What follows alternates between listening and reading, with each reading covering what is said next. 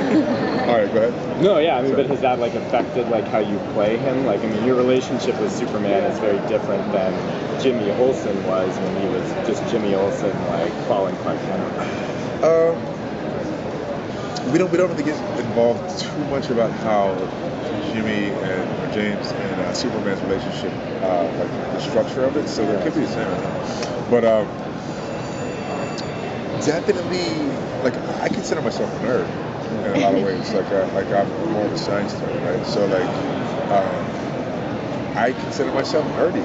And like, if people will get to know me and go, oh my God, you're so corny.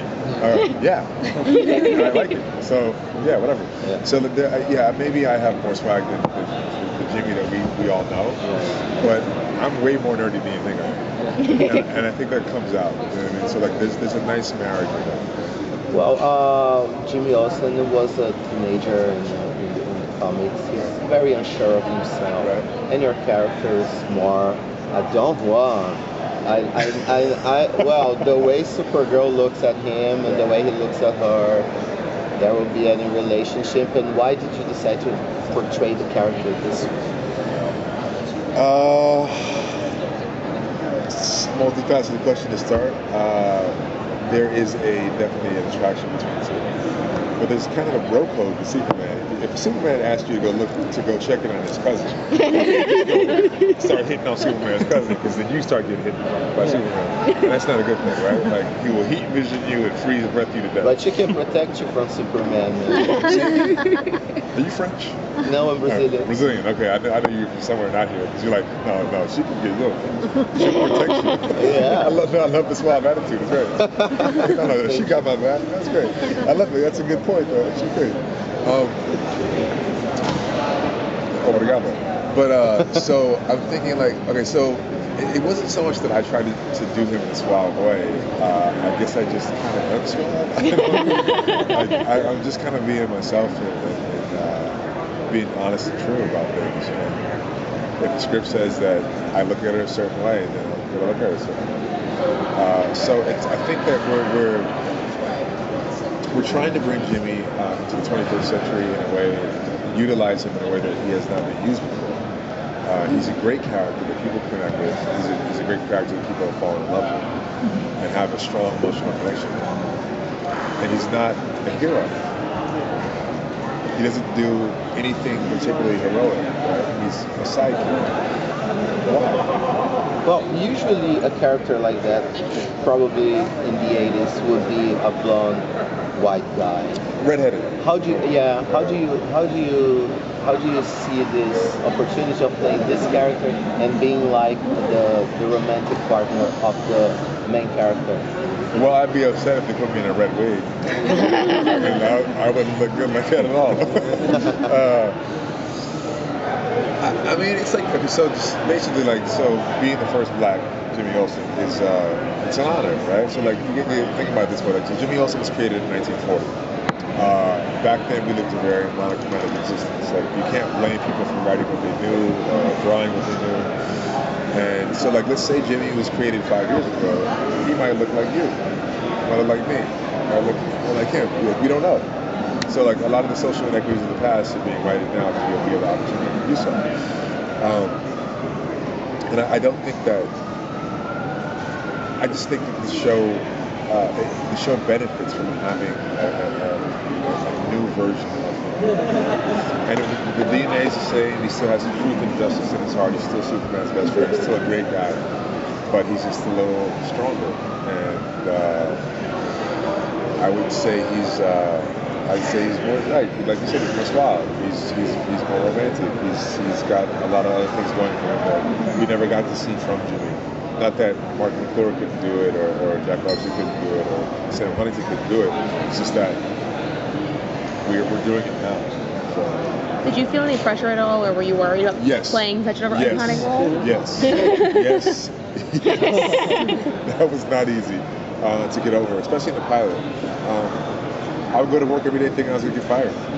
every single day. Every single day, I swear to God, every single day. I was like, I'm gonna get married today. And then the producers walk by, I go, don't fire me. Like in my head. They're like, you did a great job. I'm like, really? Like, cool. Because it's like, you know, people have this really strong emotional connection to a character that they've seen for so long. And you just hope that you can impress the fans that have that sort of idea in their head already. Because like, ideas are hard to fight, you know? And as soon as you look at me and they go, Jimmy Olsen, you go, wait, does not compute. What's happening? So for me, it's just like I really want people to judge, you know, the content of my character. Well, just used a really cool quote in an ironic way. I'm corny, I told you guys. And I just want people to judge the entire show, and especially Jimmy, on content of the scenes, like not the idea that you used to have of it. And I like it. I like the fact that 10-year-old people and 12-year-olds are going to go like, I never knew the role. I never knew the redhead guy. So that was good. I'm looking forward to that. This is the last question, guys. Sorry. We've seen James. I'm going to do two, if you don't mind, because he's not asking for it. You can do two. All right, thank you. So, I just want to make sure. we've seen James and his relationship with Superman already. Now he's starting his relationship with Kara, and he's kind of like her guide in helping her discover more of who she is because he has already done that with Superman. So what in specifics, like what more are we going to see of their relationship, I guess?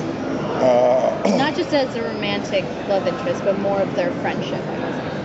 And him being mentor. He's very protective of her. Yeah. He's very protective. But he's also like, you know, he allows her the room to grow. Because being Supergirl is just the metaphor for all of us being our higher selves, right? Mm-hmm. When it comes time to be a hero, when it comes time to be proud of yourself in a moment where you can choose your lower frequency or higher frequency. If you choose your higher one, you need room to grow. You know, but you also need support. So like he fits that role very well. What kind of, because it's such an iconic role, what kind of research did they give you? Like we were talking, Sierra over at Legend was saying they sent a bunch of comics so we can catch up on. Yeah. And was there any one iteration of Jimmy that you kind of used as inspiration? I mean, I grew up on the Richard Donner movies, you know, so like that I saw Martin McClure was my first introduction to Jimmy. Loved him, thought he was great. But anything that I reference now, it's not gonna matter because it's so different. Like it's not so different. Like, it's the same character, same DNA, but it's like the way I do it is much different. Is that Christopher Reeve's version, the version of Superman that you picture when you talk to Kara about like? I mean, because you have these conversations where you say, yeah, I mean, he told me to protect you. Like, is there a version of Superman you picture? That's a great question. I didn't think about that. Kinda. Yeah, I guess Christopher Reeves, since he was the first Superman for me, will probably always be my Superman, first of all. Yeah. That's it. I never thought about that. But